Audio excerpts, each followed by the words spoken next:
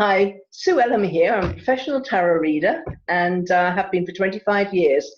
And I'm using the Mythic Tarot, which is based on Greek mythology. And I have to apologize, it's not dark here, but we've just got some much needed rain. So we've got rain clouds outside.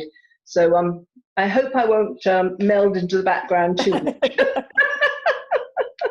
Well, at least we can hear you. So that's all that really matters.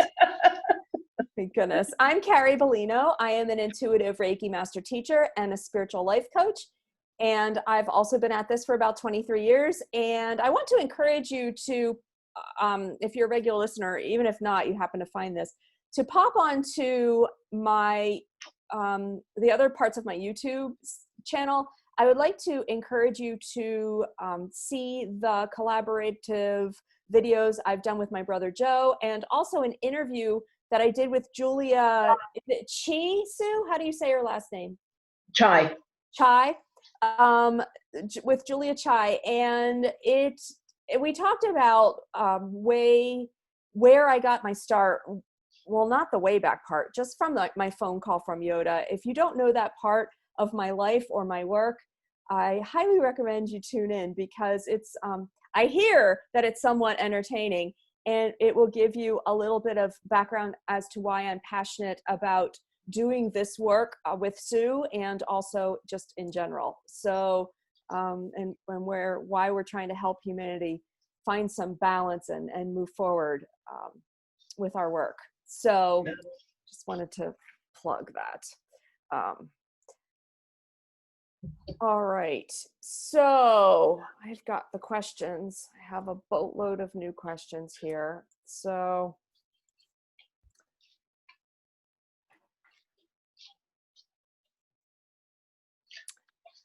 why is widespread prejudice surfacing right now?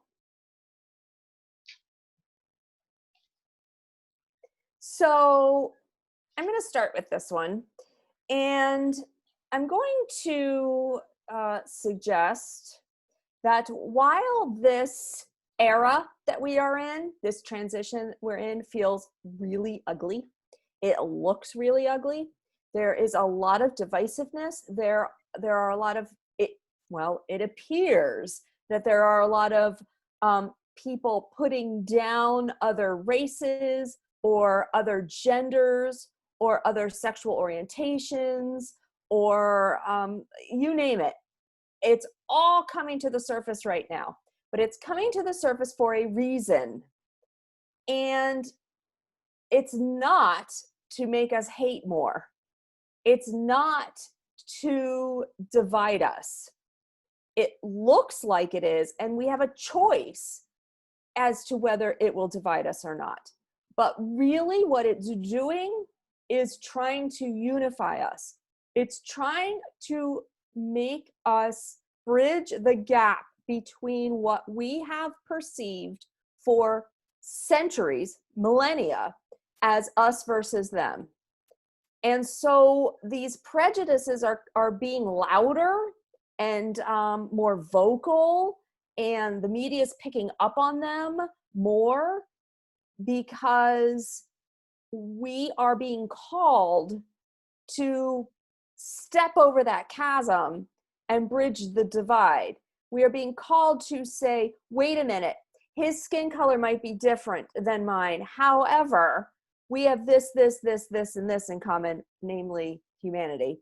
And so I'm not going to let that divide me. Oh, wait, their voting record is this, but we have XYZ in common. So the prejudices are coming up not because we are getting uglier as a humanity, but because we are using this platform as a way to unite us. So don't be distracted by buying into the fight against the prejudice, because that's a giant distraction. What we need to be focused on is how you personally, me personally, can bridge the gap in our personal lives, not by taking on the worldwide platform on our plate. All you have to worry about is what you can do in your life, in your workplace, in your family, in your relationships to bridge any prejudice, ideals or thoughts that are coming forward from society. So really just worry about you and what's on your immediate plate. Yeah. Thank you. Now you have a glow around you. Like the There you room's go. dark. I'd like to say it was my halo, but I don't. but I'd be lying. Oh, come on.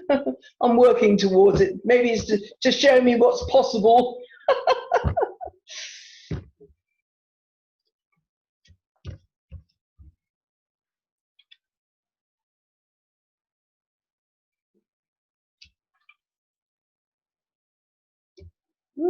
Okay. So we have the widespread prejudice. It's to actually to make us lighten up. The Queen of Cups is about love.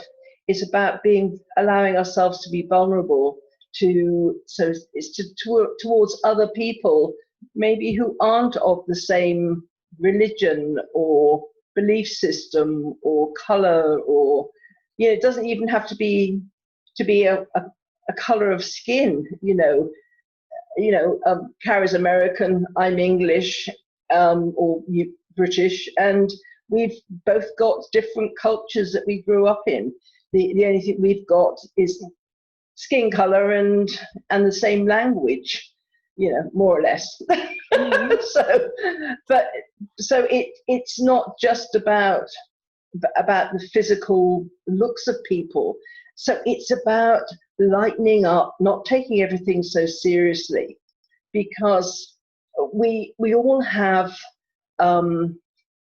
each one of us has got good and bad. Doesn't matter what we look like, it's what's in our hearts. So this is to bring everything to the surface so we can start to lighten up, not it's such a heavy subject. So it's kind of not take ourselves so seriously, and put Ace of Cups, open up our hearts to be compassionate to other people. So it's all coming out. So sometimes people live in a bubble and they're not actually aware of the hatred that goes on outside their own little circle, the bubble they're in. So I think everything is coming to a surface in order for more people to become aware. And a lot of people who weren't aware might not necessarily be prejudiced in any shape or form. It's just they've always been, it's like being in a kind of a club. So they haven't been outside of that club. Now the club doors are being broken down, and the outside world is being shown to them. So they can now kind of make a decision on where they're going to stand with this. But it's all about, it's being brought to the surface in order for love to be shone on it. And many people are so tired. They're sick and tired of being sick and tired, and they're so tired of all the hatred and there's a program that there was, I don't know if it was an advert or something. I think it was made in one of the Scandinavian countries, maybe Norway or Sweden or something. But they had lots of different groups of people, and they had teenagers, they had bikers, they had housewives, they had professional kind of lawyers and women who were kind of in that kind of profession. Then they had kind of different kind of male groups and things, but all of them were very, very distinct,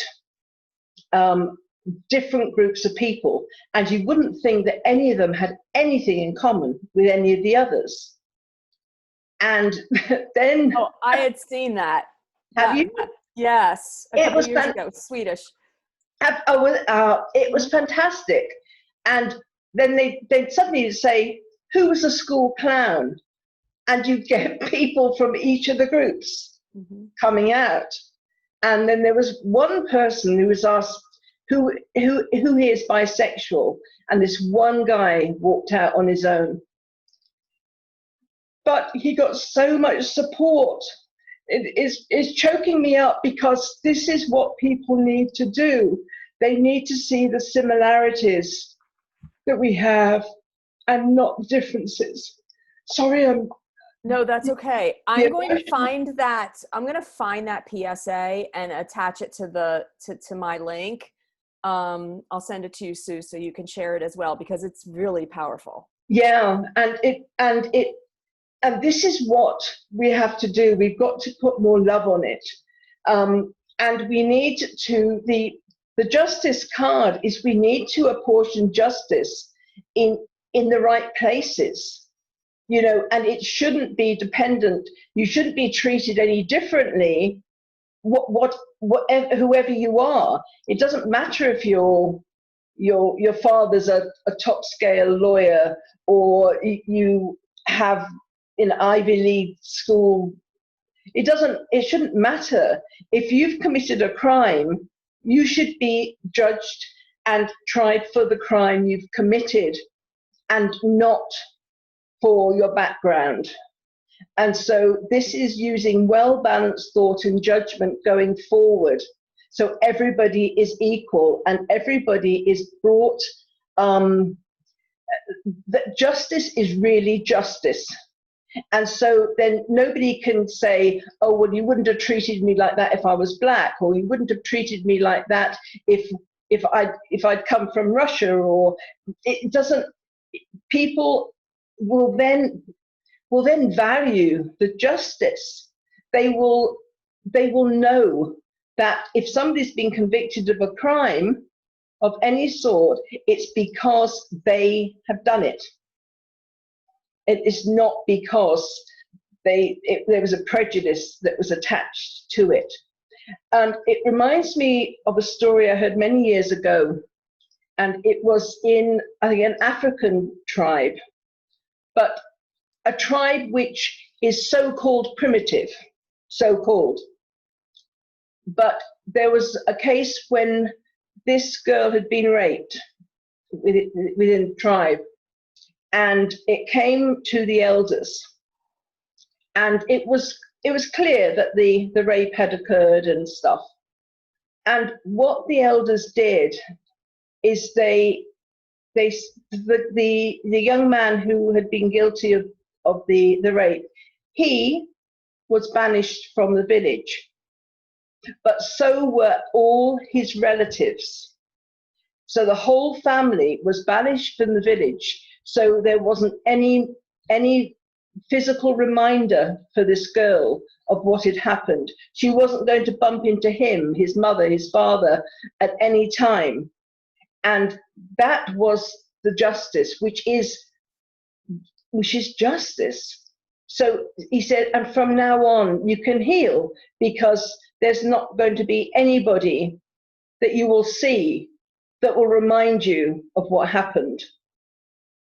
And that's what, they had to, all of the family, everybody, they were all banished from the village. So this is justice, and hopefully they found their way in the future. But it's going to, the Six of Swords, I believe, it's a dark in here.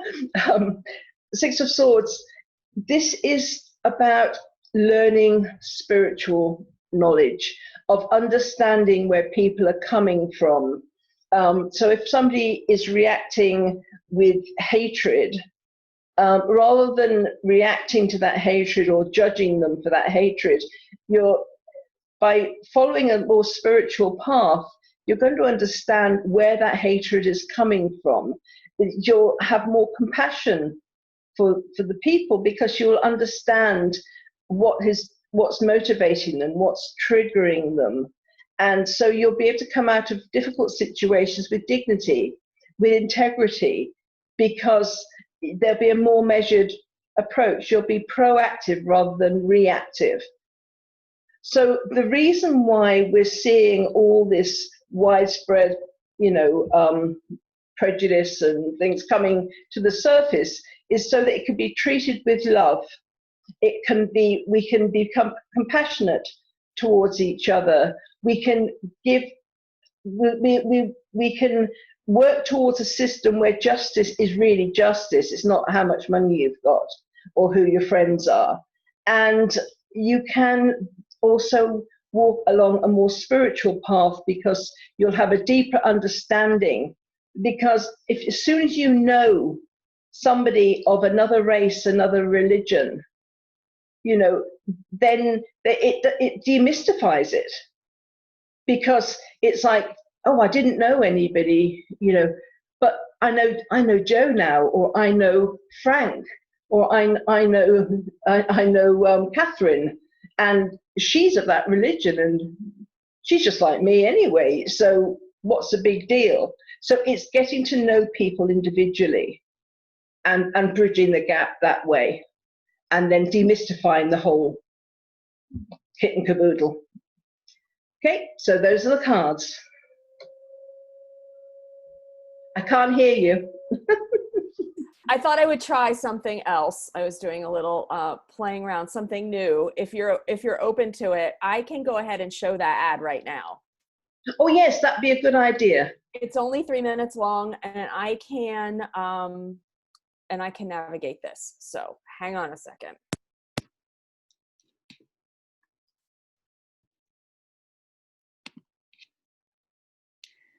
Oh, never mind. You disabled the screen sharing option when you made the Zoom call.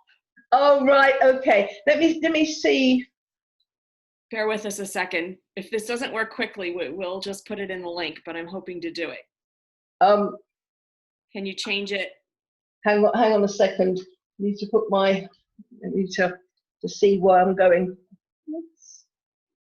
Share screen. No. No, it might be in the setup of the Zoom call. No, I don't know how to do that, Carrie. Yeah. No. Okay, then I'll just put the link underneath. Okay, all right then. Okay, well that's all it is. That's all from me. And please share, subscribe, and like our work. Okay. Bye for now. Bye. See you tomorrow. Bye.